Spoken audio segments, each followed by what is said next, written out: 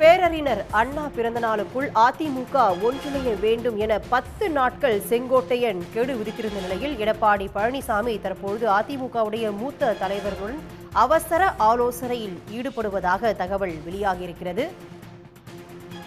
இது பற்றி விரிவான தகவலை தர காத்திருக்கிறார் செய்தியாளர் ஐயப்பன். இந்த ஒரு அவசர ஆலோசனையின் முக்கியத்துவம் என்ன? யார் யாரெல்லாம் இந்த ஆலோசனை கலந்து கொண்டிருக்காங்க? விவரங்கள் என்ன?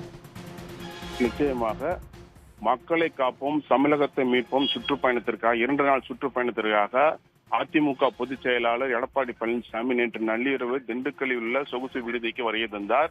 இந்நிலையில் இன்று காலை அதிமுக முன்னாள் அமைச்சர்கள் திண்டுக்கல் சீனிவாசன், முனிசாமி, தங்கமணி, விஜயபாஸ்கர் ஆகியோருடன் தற்பொழுது எடப்பாடி பழனிசாமி ஆலோசனை நடத்தி வருகிறார். நேற்று முன்னாள் அமைச்சர் செங்கோட்டையன் கட்சியிலிருந்து பிரிந்து சென்றவர்களை அனைவரையும் ஒன்றிணைக்க வேண்டும், அப்பொழுதுதான் தேர்தலை சந்திக்க முடியும் என கூறியிருந்த நிலையில் தற்பொழுது எடப்பாடி பழனிசாமி தனது அறையில் முன்னாள் அமைச்சர்களை முனிசாமி, தங்கமணி, திண்டுக்கல் சீனிவாசன், விஸ்வநாதன், விஜயபாஸ்கர் ஆகியோருடன் தற்போது ஆலோசனை நடத்தி வருகிறார். இந்த ஆலோசனை முக்கியமானதாக கருதப்படுகிறது. இதன் காரணமாக அந்த அறைக்கு பக்கத்தில் யாரையும் அனுமதிக்கவில்லை. இவர்களை தவிர அந்த அறைக்குள் வேறு யாரும் கிடையாது. தற்போது தீவிரமாக ஆலோசனை நடைபெற்று வருகிறது. தற்போதைய விவரங்களுக்கு நன்றி. உடனுக்குடன் செய்திகளை தெரிந்து கொள்ள சன் நியூஸ் பெல் ஐகானை கிளிக் பண்ணுங்க.